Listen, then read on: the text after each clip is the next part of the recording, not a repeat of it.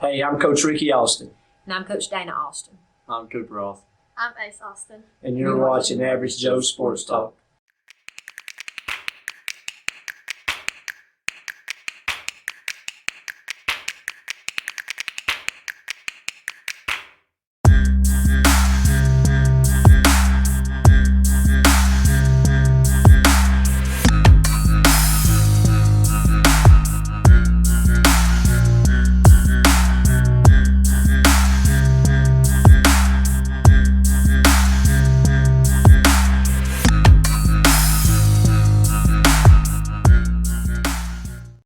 Hey, I'm Ricky Austin. And I'm Coach Dana Austin. I'm Cooper Austin. And I'm Ace Austin. And as you people can see, we are on campus here at Spring Garden High School with the Austin family, who just so happens to be the head coach, the assistant head coach here, and two players from Spring Garden High School in a very elite program out here. And Coach, we've kind of watched your program since Average Joe's has started. We hadn't got to get out here yet to talk to you.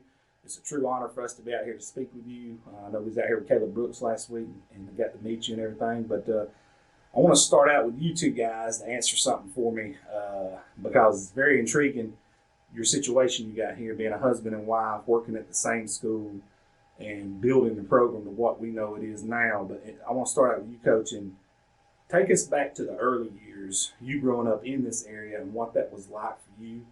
Kind of paint a picture for everyone who's watching this video. Oh, wow. That's a ways back, Joe.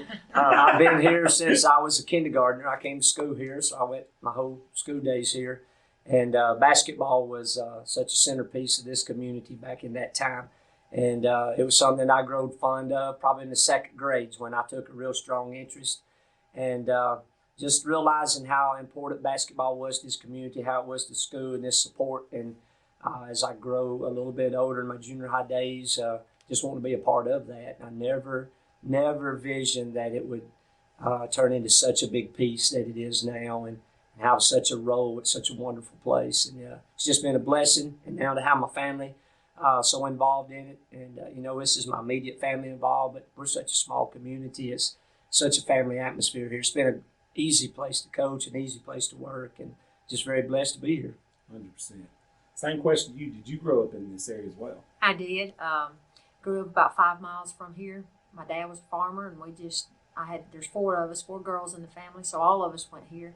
And when my twin sister and myself played here, our younger sister was a cheerleader for us, and my older sister was a statistician for us. So we were still all involved then, but played here from about the 7th grade.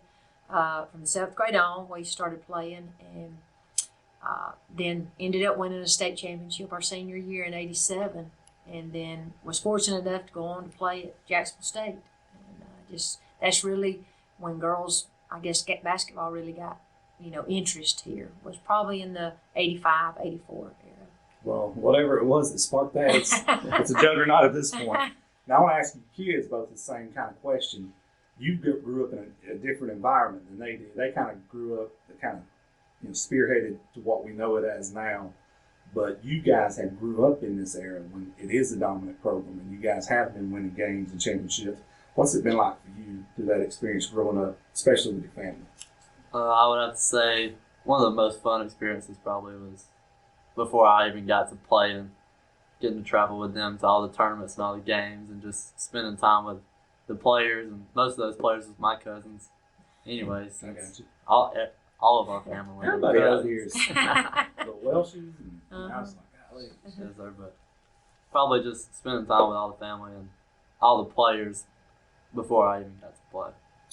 Same question to you. And as he said, we go to games when I was young, and when they'd be at the state, I'd just spend time. I'd go to the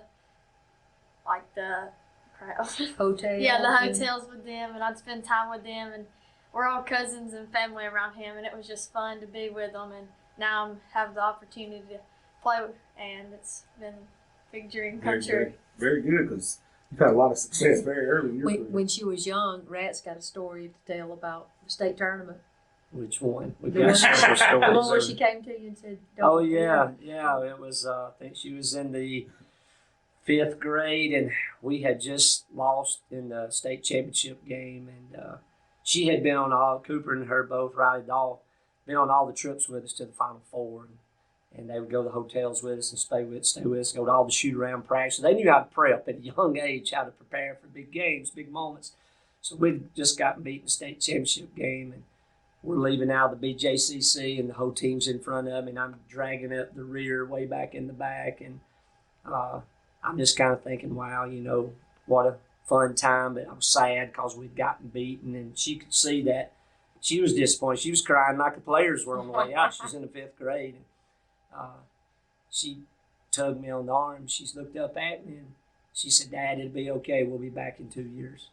And I said, "You serious?" She said, I said, "Can I hold you to that?" She said, "Yes, sir." And you know, last year as a seventh grader, the seventh grader got us back down there and won it. And that those moments, you know, you remember that forever. Oh yeah, you can't put a price on it. And you know, and that's kind of the way all of our girls feel here. Even though she was our daughter, and she said that to me, it meant a lot, but we've had a lot of other kids that come up as third, fourth, and fifth graders that they have that same feeling about them. Oh, yeah. I love it. Once you get it entrenched, they don't know any different. Yeah. They don't know how to lose. Yeah. Now, I want to take back, this is a question I know everybody's going to want, when they watch this, is going to want to know. A lot of people probably already know this, but I'd like to hear it. Where did you guys meet at, and how did that happen? This has got to be You want to take that, or you want me to? I'm going to throw it out and say it's probably sports related or no? I was definitely. Yeah, it was sports related, but I'll let you know. Well, my senior year, she was a freshman, and we really didn't. I knew who she was. I knew the twins. I knew they were really good basketball players, and so you know, we supported them. They were great, fun to watch, but I really didn't know who they were. But I went off to junior college and played ball, and I guess it was the summer before her junior year. I would come back in the gym and play pickup games in the summertime with the kids that were here, and even Dana and Jana would show up and play, and boy, they were tough. They get in and play with guys in those days. And that's kind of where it started. One day after a shoot around, we just said, "Hey, let's go have lunch together," and it kind of evolved from there. And so her senior year, I supported her heavy all the way through, and we would have practice sessions together, and that's kind of where my inner growing started, is wanting to be a female coach, was getting to work with her and her sister Jana when they were in high school. In their off-season summers, I would create some conditioning programs and workout programs, and they would come to me, "Hey, you know, you got to help us. We got to do this. We got to get ready for our freshman year at Jack State." And you know, we would run together, train together, and you know, and it just kind of evolved from there. Our relationship did, and it grew more than just our relationship. It grew into making me richer in basketball and understanding what I might be able to do as a coach, and wanting to coach female sports. I thought, wow, if I can, you know, get that reaction out of two girls like that and help them improve, you know, it was just a lot of fun. And it just kind of grew from that. And then, of course, our relationship is husband and wife. Just, I don't know, I'm sure basketball was a like thing that started it, and then we just spent a lot of time together, and spent a lot of time watching basketball games and traveling to basketball games together, and it just kind of grew from there. But you had a respect right off the bat because you seen how hard they played and how serious they took it. Most definitely. Awesome. Most definitely. And it was a different, back in those days, it was different. It was very rare. I still tell everybody that her and Jana changed the culture of girls basketball in North Alabama. No doubt. And the style that they played, it was an up-tempo. Not many girls could fast break. It used to be slow break. Oh, even when I was in school, absolutely. So, 90s. you know, they changed the game, and they changed the culture here at Spring Garden, and we're still building on that. What they established as seventh graders, we're still building on that. That's amazing. You went on to have a great college career and actually went on to be very successful at JSU, correct? Yes, we were very blessed. Jan and I both were fortunate enough to have a scholarship to Jacksonville State. We both played there for 4 years. We then was grad assistants there on the basketball program. We both got out, coached high school for 1 year, and then Jacksonville State decided to make the move to Division I. So they called us, wanting us to come back, and one of us coached softball, one of us coached basketball. That's amazing. So that's how we ended up. So the road that we took, we were just blessed. I mean, it worked out for our whole career. And when you were there, during that JSU times, and you took over as a coach there, talk about those early days and some of the trials and tribulations you went through, but also ultimately what's kind of led you to be the coach that you are today. Well, when I first got to Jacksonville State, Mr. Cole, he hired myself and Jana, and at the time they were just now moving to Division I. So there was a 4-year period where you really couldn't play for anything. You weren't playing for championships. So his words to us is we want to hire good young people that can endure the losses. So that was really his wording to us. So, Mentally tough. Yes. So that's what we did, and he really stressed to us, you're only a year or two out away from the age-wise from the players that you're going to be coaching. So there's a fine line there. There's no friendships. You're not here to be, So it was tough our first 4 years because we had to be so tough because there wasn't many age groups. There was no gray area. We just had to be on this side of the fence and be tough for those first 4 years. And then everything started settling in. We started being a little bit older, and you could build more relationships. Right. And it was tough because we were trying to recruit. We were having to compete against the SEC. In basketball and all them, you're competing against everybody.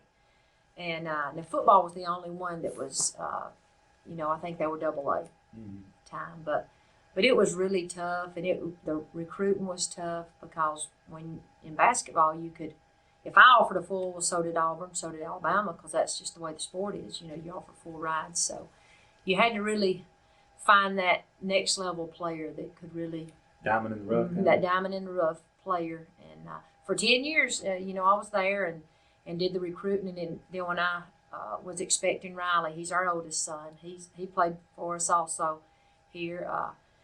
Then I knew that one day if a job ever came open here at Spring Garden, this would be the only job that I would take to leave 100%. Jacksonville State.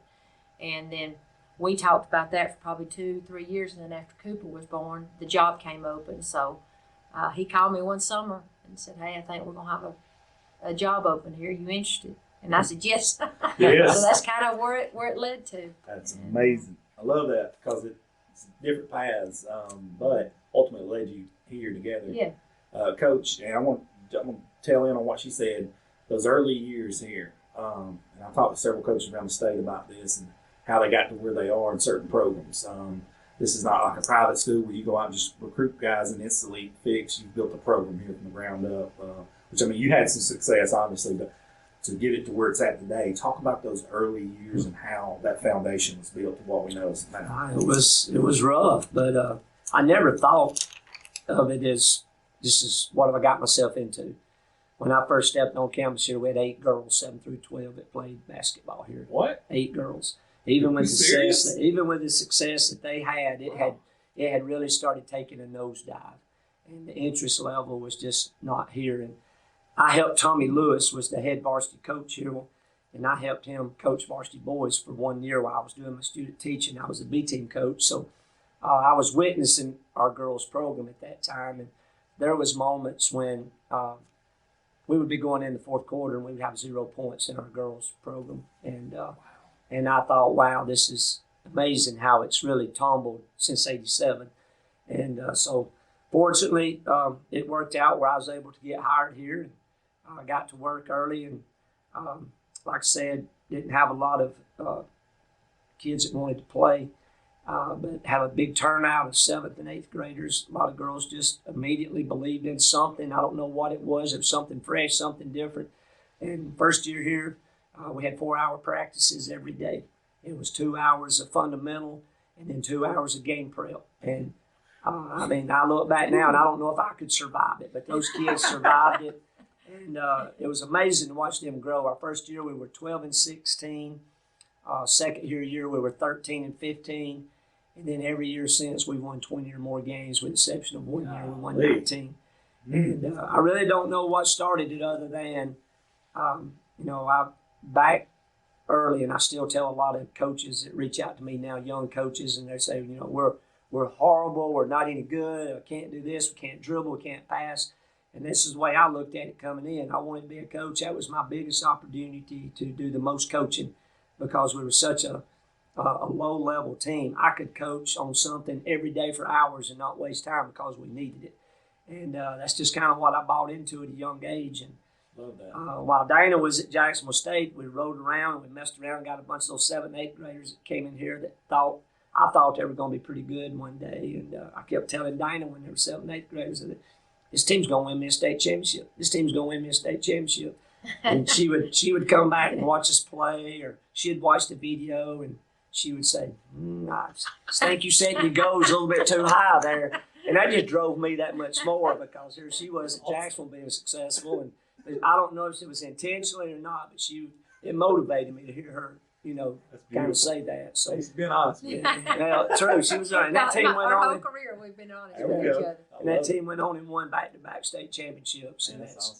they got it. We were runner-up in 2002 with them as 9th Coach, graders. did your coffee taste a little bit better when you drank that morning after the state championship? It did. Most definitely. Okay, now I'm gonna go back to the kids for a second, because I'm gonna tail ended off what he said. You guys were here after it kind of got established when you guys started taking over and playing here, and you had a brother that came through here and played who kind of helped mold you guys to expectations, and you got to see it. How has that been having him go ahead of you guys and go through this system and living with you guys helped you to get to where you are today? Every day at practice that I got to practice with him, I know me and Riley used to go head to head. Daddy would always put me guarding him or him guarding me, and I think the want for me to see him grow and achieve his goals and his want to see me do the same thing really pushed me and him to go head to head with each other and give each other our all, just so we could be better basketball players. And I know every day after school, just about, we would be home playing ball in the backyard. Or even before we started playing for Daddy, we'd be playing ball in the backyard. But Riley and them's year, his senior year, Daddy and them always talked about knock down a door for the teams after you to get past that door.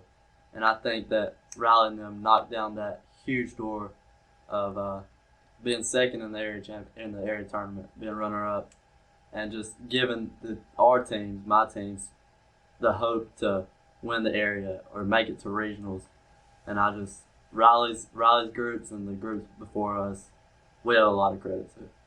Same question to you. Well, I never played when Riley played, but at home, him, and Cooper would always battle in the backyard. And it'd always be usually me and Riley against Cooper, or them two would just get mad at me, so it'd be them two against me. So usually they pushed me to my standard, and watching Riley play during high school just made me want to be more like them. And in the backyard, last year when the corona and all that, it helped me outside with basketball. He would put me through stuff when we didn't have nothing to do. We couldn't go to the gyms, so he would make me do drills and stuff, and he's helped me a bunch.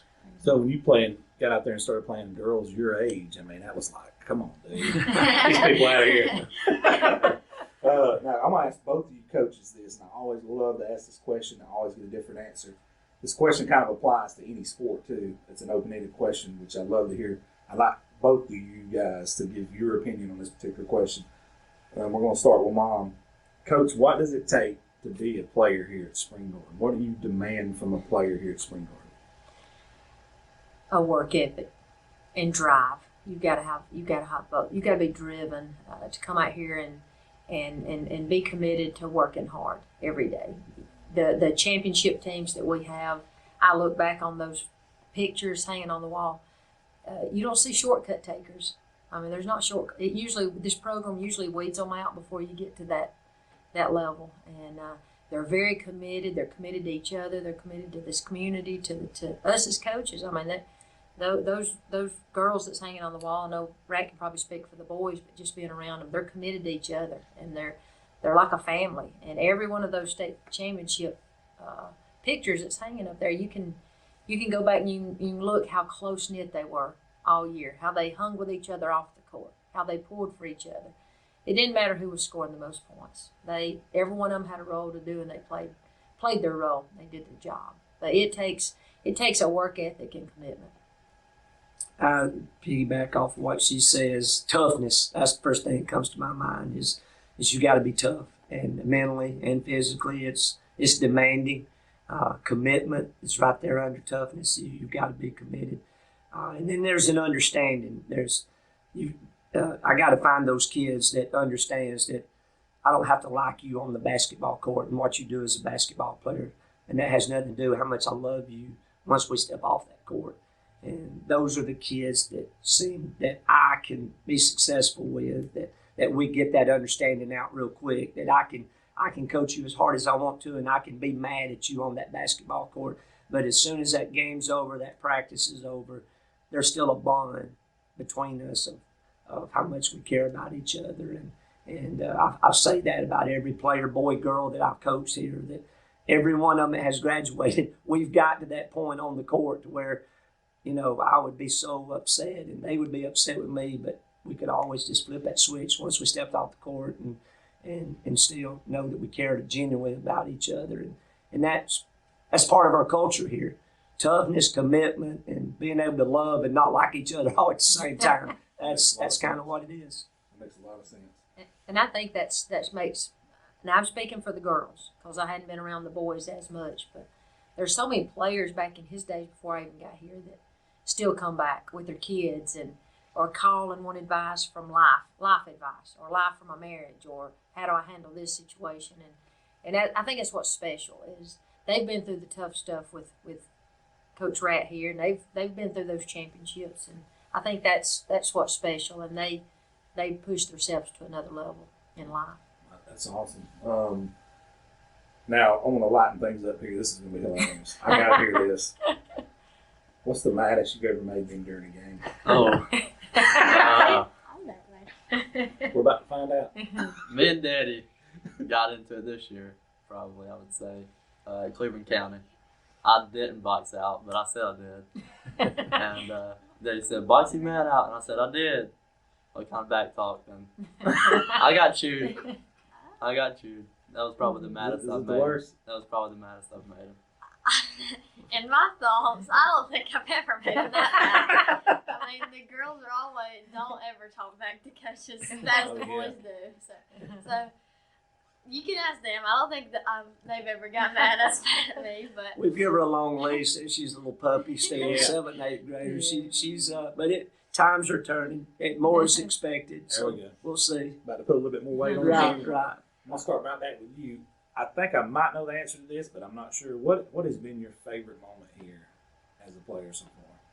the culture here is just, I just love hanging around the people here and Just in general? yes, sir. There we go. All the other coaches and the students and players that I play with, it's just we all get along, and it's just amazing. Same question. Is there any other moment or game or something that stuck out to you that's really meant something special to you? Not really necessarily a moment or a game, but just getting to go to class with all my teammates every day, see them in the hallways, getting to make jokes with them every day and cut up, I guess. But in the locker room, it's the same way. But then as soon as you get on that court, it just flips a switch, and you know that all of you are about business. Showtime. It's just time to get the job done, time to play for each other, and there's no cutting up on the court. But then at the same time, sometimes you can still have that fun. You can still have them jokes. But that would probably be the best experience I've had. And with some of the most of the fans, a lot of the fans like me. I like a lot of our fans. Grew a close relationship with a lot of them. That's good. Try to talk to them every time I see them, but just that bond, that relationship. You'd be surprised, both of you guys, which I'm sure you probably know, how many kids actually look up to you guys. Like I heard you talk about in an interview. I heard an interview of yours online. You talked about just getting the slap. Was it your cousin's hand or something that played for Piedmont? And what that meant for you? Yeah, I heard that when I was a little interview. kid, yes. See, that kids that live here and grow up here see you guys, and it's the same thing. That's why it's always good to do the right thing always. Yeah. But they're always watching, I promise you. Both coaches, this is another one of my favorite coaches' questions. Do you love the wins more or hate the losses more? Losses, for sure. I can go through that one. He hates the losses more. Yes. It's definitely, for me, yeah, it's the losses that I can remember. I can't hardly remember the wins, to tell you the truth. I can't remember the scores, but certain losses, yeah, they sting. they sting. I remember the last time I lost to Sand Rock girls here on this court. I remember. Yeah, I can't remember how many times we beat them here, but I remember the loss. Yeah, I'd have to say the losses hurt. Losses more. Yeah, losses hurt a lot more than even though we do enjoy the wins, but the losses hurt more. Most of the elite coaches that we interview in any sport, it's usually the same message. Yeah. They're like, I can remember losses detailed, like every play, and the wins just kind of stick together. Yeah, that's true. You got that right on our board, don't you? I do. That's a message on our boys' board. Really? Yeah, it's when you hate losing more than you like winning, that's win. And it's been on our board for That makes sense. 3 or 4 years, and that's win, and that's where we ended at. It just sticks Right, in. right. All right, I'm gonna ask each one of y'all an inverted question here, so y'all gotta answer this. It's gonna be cool. Let's start right here. What are you most proud about to say that's my mom and dad? It's head of this program, and what does that mean to you to be able to say that? The relationship and the love they have for every player, the bond that they have off the court with every one of them. That's what I am most proud of them for. My mom, everybody knows that the one person you don't make upset with is my mom. It ain't gonna work out good for you. And it's not like because she's your coach, but it's because she has such a relationship with them that it's almost like it's their mom too. And probably my mom. That for sure. Same question to you. Like he said, and everybody looks up to them, and I look up to them so much. And when we go into the Jack Station gym, you see her jersey and her banner hanging up. So I have a bunch to look up to, and they hold me to a good standard. And so one day I would want to be like her, and I would want my name to be hanging up in one certain gym. And That's awesome. Yes. That is a little bit of pressure there, Mom. Same question to both of you guys. I'll start with Mom. How proud are you to call these two yours? Great students, great student athletes, great contributors to the community. What does it mean to you? I'm extremely proud of both of them, and Riley, our oldest, I'm proud of all of them. And it seems like there is pressure. Any coach's kid has pressure. Any principal's kid, there's a lot of pressure. But I want them to be good people more than great basketball players or great football players or baseball players. We're just fortunate that our kids have loved the sport. It's easy to coach them when they have the work ethic that they're not going to let anybody outwork them. They're going to be in the gym as much as anybody. So, that makes you proud on top of it. But I just want them to be, known as good people and leave a legacy, how they treat people. And I'm very proud of them as far as that. Obviously, they're my kids, and I am proud of them. But the thing that probably excites me the most when they make me the proudest is to hear them say thank you, not just to me, but to other people, to be thankful for everything. And then the second part of that is just kind of sitting back and watching them write their own story. I think we've got to a point in our careers to where we know this is not about us.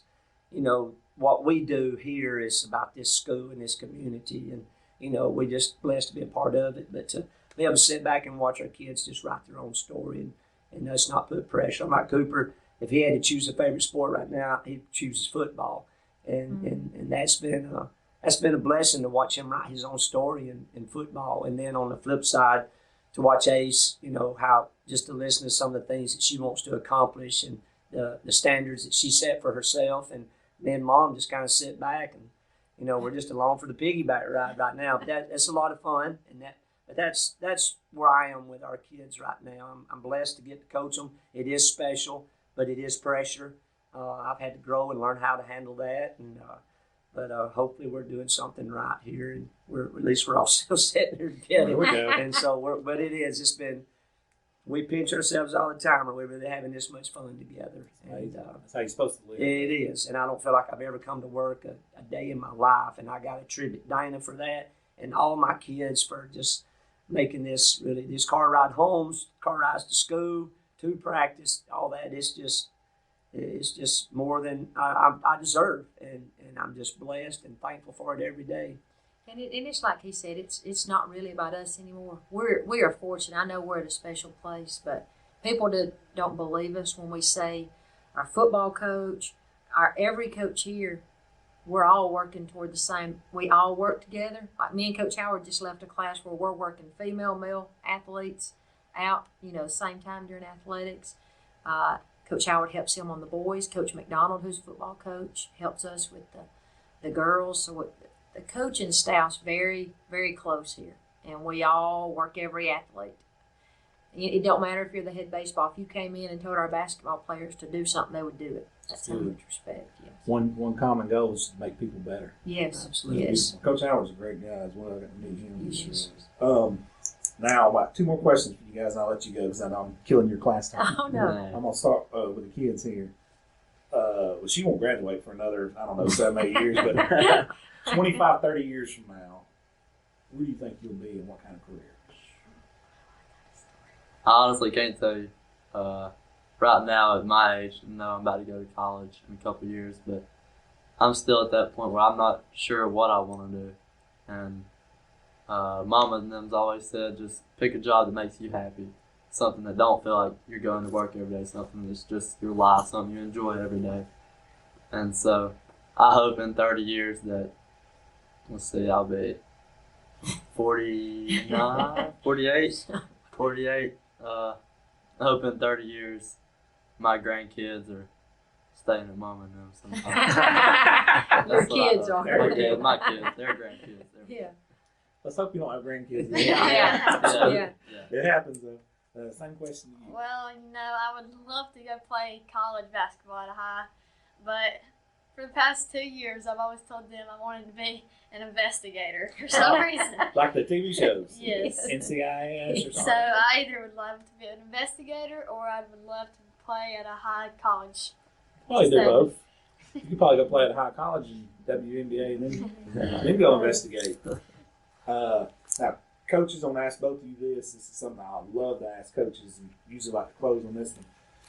When, not just these two, but when any of these student athletes leave your program, now, of course, they're going to be remembered for the wins and championships and things like that, but what do you guys want them to take away from this program, most of all, to help them in their day-to-day lives? In other words, not just winning basketball games. Right. Whatever that is, what is that in your Well, I words? hope we've instilled a sense of, number one, pushing their ceiling a little bit higher than they thought when things get tough.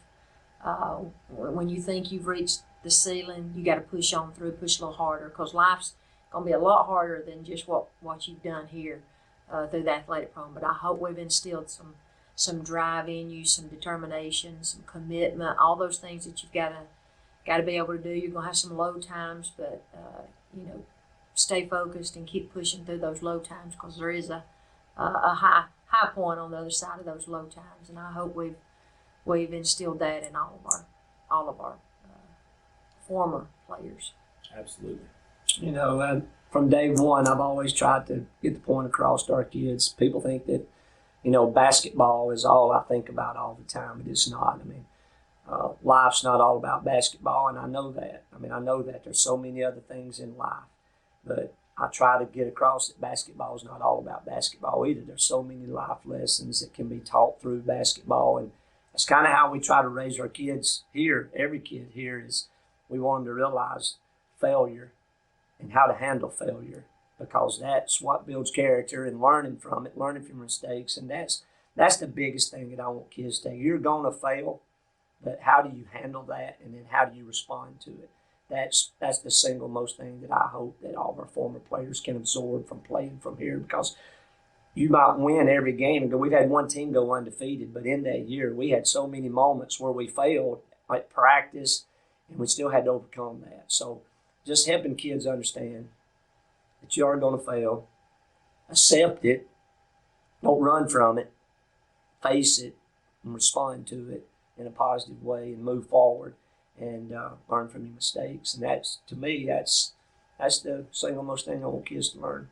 Yeah, because it's going to happen daily. 100%. Me personally, some of the biggest low points in my life come when something good's really happening, you let your guard down a bit. Yeah. That's when you get hit with a sucker punch. Yeah. Yeah. You're right. That's happened several You're right. times. That's why, like you said, you got to learn how to win good. You got to learn how to lose good. Yeah. Right. Respect that. Guys, it's been an absolute blessing. I know you guys are on the eve of the area tournaments, about to make a run.